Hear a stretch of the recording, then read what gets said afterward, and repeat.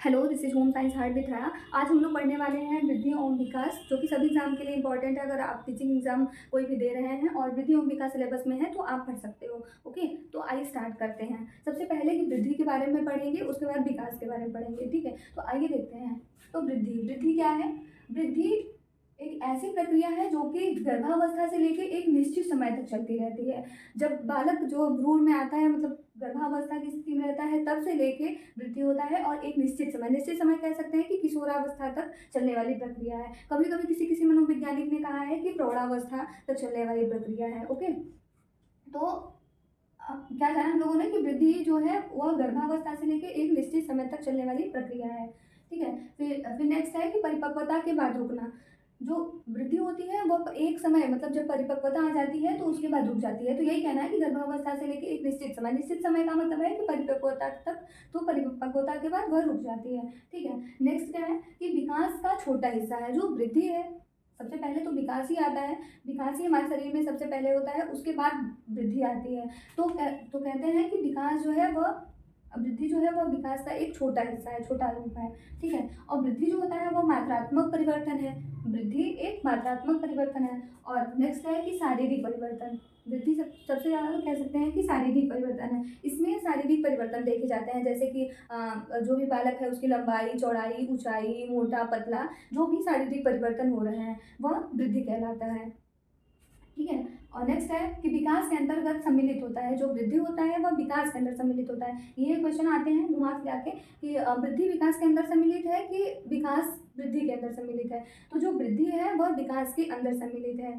ठीक है, विकास होते हैं तो विकास को अभी हम लोग पढ़ेंगे तो देखेंगे कि विकास कई विभिन्न प्रकार के होते हैं। तो शारीरिक विकास भी होता है, तो जब शारीरिक विकास भी होगा तो वृद्धि तो उसमें सम्मिलित हो ही जाएगी। ठीक है, और फिर नेक्स्ट है कि जन्मजात घटक होते हैं। जो वृद्धि होता है वह जितने भी उसमें परिवर्तन होते हैं, घटक होते हैं, वह जन्मजात होते हैं। जब बच्चा जन्म लेता है तभी से वह उसमें सम्मिलित होते हैं। कोई अदर मतलब बाहर आके कोई अर्जित नहीं करता है वृद्धि। ठीक है, फिर नेक्स्ट है कि वृद्धि को प्रत्यक्ष देखा जा सकता है। जो भी हमारे शरीर में वृद्धि हो रहा है, जैसे लंबाई, चौड़ाई, ऊंचाई, मोटाई, हम लोग पतले हो रहे हैं, तो ये सब प्रत्यक्ष रूप में देखे जा सकते हैं। लेकिन विकास में जो भी परिवर्तन होते हैं हम लोग देखते नहीं हैं, शारीरिक परिवर्तन ही देख पाते हैं।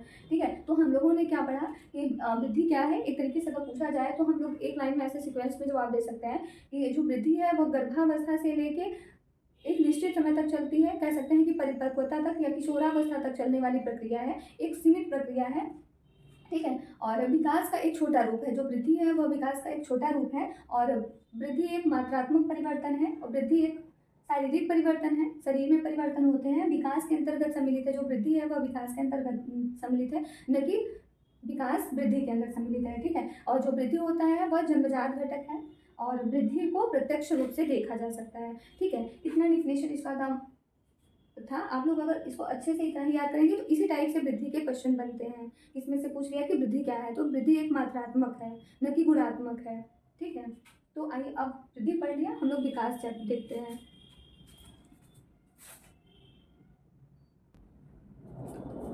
अब विकास देखेंगे कि डेवलपमेंट क्या होता है। तो सबसे पहले हम लोगों ने वृद्धि को देखा था, तो डेवलपमेंट देखते हैं। डेवलपमेंट में क्या होता है कि जो विकास है वह गर्भावस्था से लेकर जीवन पर्यंत चलने वाली प्रक्रिया है। वृद्धि तो सिर्फ गर्भावस्था से लेकर एक सीमित समय तक रहता था। ठीक है, परिपक्वता तक रहता था, बट विकास जो है वह गर्भावस्था से लेकर जीवन पर्यंत चलने वाली प्रक्रिया है। कि मतलब कह सकते हैं जन्म से लेकर मृत्यु तक की प्रक्रिया है।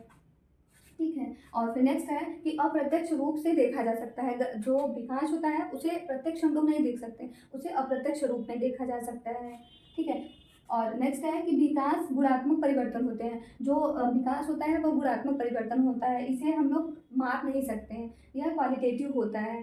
ठीक है, और विकास के घटक जन्मजात और अर्जित होते हैं। जो विकास के घटक जन्मजात मतलब शारीरिक जो परिवर्तन होंगे, जो शारीरिक चीज़ें हैं वह जन्मजात में आएंगी। उसके अलावा जो मानसिक, संवेगात्मक, ये सामाजिक, ये सब परिवर्तन जो है, ये सब विकास जो होता है वह अर्जित विकास में आएगा। ठीक है, फिर विकास का क्षेत्र असीमित होता है। विकास, ये तो पता है कि विकास में बालक का सर्वांगीण विकास होता है। तो जब विकास होता है जीवन पर्यंत तक चलता रहता है तो उसका क्षेत्र भी असीमित हो जाता है। ठीक है, फिर बालक का सर्वांगीण विकास होता है। बालक का सर्वांगीण विकास कहने का मतलब है कि बालक के जो शारीरिक विकास है, सामाजिक विकास, संवेगात्मक विकास, मानसिक विकास, ये सभी प्रकार के विकास होते हैं इसमें। ठीक है, तो इसलिए विकास विकास जो है वह बालक का सर्वांगीण विकास करता है, ठीक है। फिर विकास को मापा नहीं जा सकता, जैसा कि हम लोगों ने वृद्धि में पढ़ा था कि वृद्धि को मापा जा सकता है। जो शारीरिक परिवर्तन है जैसे कि ऊंचाई, लंबाई, चौड़ाई, तो उसको जो है हम लोग केजी में, सेंटीमीटर में, इसमें हम लोग माप सकते हैं, बट विकास को माप नहीं सकते हम लोग, ठीक है। तो हम लोगों ने क्या पढ़ा कि विकास जो है वह गर्भावस्था से जीवन पर्यंत तक चलने वाली प्रक्रिया है, और विकास को अप्रत्यक्ष रूप में देखा जा सकता है, प्रत्यक्ष रूप में नहीं देखा जा सकता है कि हमारा इतना विकास हुआ है, ठीक है। फिर विकास जो है वह गुणात्मक परिवर्तन है, इसे मापा नहीं जा सकता है, और विकास के घटक जो है वह जन्मजात अर्जित दोनों होते हैं, ओके। फिर विकास का जो क्षेत्र है वह असीमित है। बालक का विकास के द्वारा बालक का सर्वांगीण विकास होता है, और वही पहले जो हम लोगों ने पढ़ा कि विकास को मापा नहीं जा सकता। अगर कभी कभी जो है अंतर पूछ रहा है किसी एग्जाम में, जैसे अंतर पूछा, तो हम लोग ने जो पहले वृद्धि पढ़ा था वो विकास, उसी से हम लोग डिफरेंसेस निकाल लेंगे, ठीक है। जैसे कि वृद्धि जो है वह गर्भावस्था से लेके परिपक्वता तक रहती है, और जो विकास रहता है वह गर्भावस्था से लेके जीवन पर्यंत तक चलता रहता है। वृद्धि जो है वह मात्रात्मक है, संरचनात्मक है, बट जो विकास है वह एक गुणात्मक है, ठीक है। विकास को वृद्धि को प्रत्यक्ष रूप में देखा जा सकता है, पर विकास को अप्रत्यक्ष रूप में देखा जा सकता है, ठीक है। जो वृद्धि के घटक हैं, वृद्धि के घटक जन्मजात होते हैं, बट जो है विकास के जो घटक हैं वह जन्मजात और अर्जित दोनों हैं। और विकास का क्षेत्र जो है, वृद्धि का जो क्षेत्र है वह सीमित होता है, बट विकास का क्षेत्र जो होता है वह असीमित होता है, ठीक है। तो आइए हम लोग अब नेक्स्ट टॉपिक देखते हैं। हम लोग देखते हैं कि विकास के क्षेत्र। अभी हम लोगों ने विकास के बारे में जाना और वृद्धि के बारे में जाना, अब हम लोग पढ़ने वाले हैं विकास के क्षेत्र। विकास के क्षेत्र कितने हैं? तो विकास के क्षेत्र 5 हैं। पहला शारीरिक विकास, क्रियात्मक विकास, संवेगात्मक विकास, सामाजिक विकास और मानसिक विकास। जो विकास के क्षेत्र हैं वो काफ़ी व्यापक हैं, बट कुछ क्षेत्र जो हैं उन्हें बता दिया जा रहा है। शारीरिक विकास, शारीरिक विकास में हम लोगों ने जाना जैसे कि ऊंचाई, लंबाई, ऊंचाई, लंबाई, भार, ये सब चीज़ें जो आती हैं जिसे कि हम लोग केजी, सेंटीमीटर में वजन मेजरमेंट करते हैं, तो ये सब क्षेत्र जो है वह शारीरिक विकास के क्षेत्र में आता है, ठीक है। इसमें बालक का शारीरिक विकास होता है, ठीक है। फिर क्रियात्मक विकास, क्रियात्मक विकास क्या होता है? क्रियात्मक विकास भी 2 प्रकार के होते हैं। पहला स्थूल विकास होता है, मतलब ग्रॉस मोटर डेवलपमेंट, और फाइन मोटर डेवलपमेंट, ठीक है। स्थूल मतलब किसी भी बच्चे का विकास जो होता है, अगर क्रियात्मक विकास हो रहा है तो वह ग्रॉस टू फाइन होता है। ग्रॉस टू फाइन मतलब कह सकते हैं सबसे पहले उसका स्थूल विकास होगा, मतलब भारी विकास होता है, उसके बाद धीरे धीरे, क्योंकि जैसे जब बच्चा छोटा रहता है तो देखते हैं कि सबसे पहले वह अपने पूरे हाथों का प्रयोग करता है, फिर उसके बाद फिर धीरे धीरे करके वह लिखना, अगर मान लीजिए उसे कोई कुछ भी उठाना है तो सबसे पहले वह पूरे हाथों का प्रयोग करता है, ऐसे 5 उंगलियों का प्रयोग करेगा। बट जब उसके बाद धीरे धीरे वह जैसे ही बढ़ता जाएगा, बड़ा होता जाएगा, वैसे ही वह अपने छोटे उंगलियों का प्रयोग करना सीख लेगा, वह लिखना सीख लेगा। तो इस पे भी क्वेश्चन बनता है कि स्थूल विकास में क्या आता है और सूक्ष्म विकास में क्या आता है। तो स्थूल विकास में जैसे है कि चलना, उठना, बैठना, मतलब जो भी भारी चीज़ें हैं, जो भी ज़्यादा चीज़ें हैं वह स्थूल विकास में आती हैं। और जो सूक्ष्म, जैसे छोटे जो कार्य हैं, जो छोटे कार्य जैसे लिखना, कैंची चलाना, लिखना, कैंची चलाना, आंखों से देखना, ये सब जो है, जो भी छोटे कार्य हैं वह सूक्ष्म क्रियात्मक विकास में आता है, ठीक है। फिर हम लोग देखते हैं संवेगात्मक विकास। कहते हैं कि जब बालक जन्म लेता है तभी संवेग आ जाते हैं उसमें, ठीक है। इसमें भी 2 प्रकार के संवेग पाए गए हैं, जैसे कि एक सकारात्मक होता है, एक नकारात्मक। जैसे क्रोध, ईर्ष्या, ये सब जो है वो नकारात्मक है, लेकिन जो प्रेम भाव ये सब हैं वह हमारे सकारात्मक हैं, ठीक है।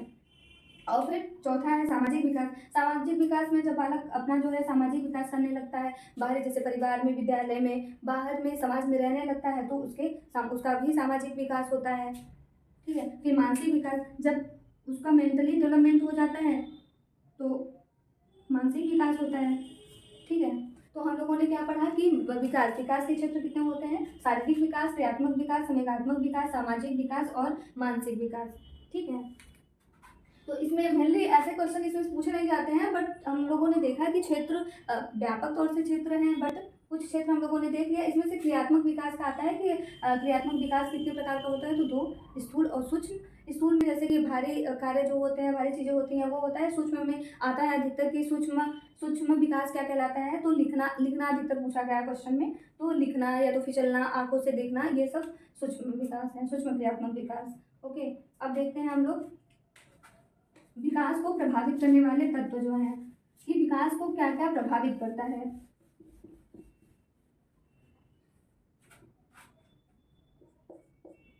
विकास को प्रभावित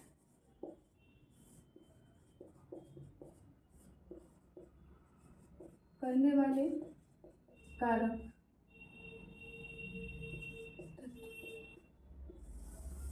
ठीक है, तो वैसे तो जो है विकास को बहुत, एक सेकंड, तो वृद्धि को प्रभावित करने वाले कारक जैसे कि ढेर सारे हैं। जैसे हम लोग देखते हैं कि कौन कौन से हैं।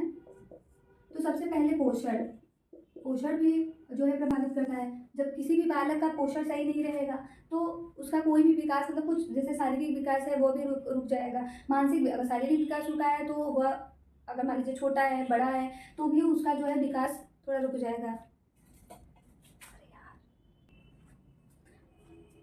तो विकास के प्रभावित करने वाले तत्व जो हैं, जो ढेर सारे हैं, बट कुछ जो है देख लेते हैं। जैसे कि पोषण भी विकास को प्रभावित करता है। किसी बच्चे का अगर पोषण सही नहीं है तो वह मेंटली भी डिस्टर्ब होगा, और जो है अगर शारीरिक भी डिस्टर्ब होगा तो ये भी काफ़ी प्रभावित करता है। बुद्धि भी प्रभावित करती है। किसी भी बच्चे की अगर बुद्धि अच्छी है, बुद्धि लगती अच्छी है, तो वह काफ़ी अच्छा डेवलप कर जाता है। बट जो जिसकी बुद्धि अगर थोड़ी नहीं विकसित हुई है तो वह पीछे रह जाता है। तो किसी न किसी तरीके से विकास को प्रभावित करता है। और यौन, मतलब सेक्स जो है वो भी, अगर देखेंगे लड़की की अपेक्षा लड़कों को ज़्यादा प्रायोरिटी दी जाती है, तो वह भी विकास को प्रभावित करता है, मेंटली भी करता है। ठीक है, फिर रोग एवं चोट। अगर किसी भी बालक को रोग एवं चोट या कुछ भी अगर लग गया है, तो भी अगर मान लीजिए किसी को कुछ कोई भी रोग हो गया है, तो वह मेंटली डिस्टर्ब होगा, और जो शारीरिक अगर डिस्टर्बेंस होगा वो तो होगा ही होगा। तो एक तरीके से विकास को प्रभावित करता है।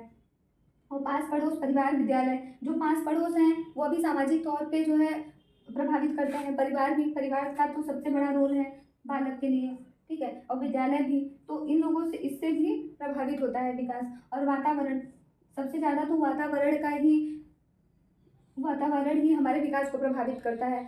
हम किस वातावरण में रह रहे हैं, हमारा सामाजिक वातावरण कैसा है और मानसिक कैसा है। अगर हम अच्छे लोगों से मिल रहे हैं तो हमारा अच्छा विकास होगा, अगर इधर उधर लोगों से मिल रहे हैं तो हमारा विकास सही नहीं होगा। ठीक है, तो और फिर वंशानुक्रम में भी विकास, जैसे शारीरिक, जैसे वंशानुक्रम में जैसे कि माता पिता हैं, दादा दादी हैं, उस टाइप के भी जो लक्षण हैं वो भी आते हैं, तो प्रभावित करते हैं। सांस्कृतिक जो है वातावरण, उससे भी प्रभावित होता है। अंतःस्रावी ग्रंथियाँ जो है उससे भी विकास प्रभावित होता है। तो ये सभी जितने हैं वो प्रभावित करने वाले कारक हैं। तो हम लोगों ने देखा कि पोषण भी विकास को प्रभावित करता है, बुद्धि भी करता है, वंशानुक्रम, वातावरण, सांस्कृतिक वातावरण, अंतःस्रावी ग्रंथियाँ, रोग एवं चोट, दुर्घटनाएं जो भी हैं, ये सभी बात हमारे विकास को प्रभावित करता है। ठीक है।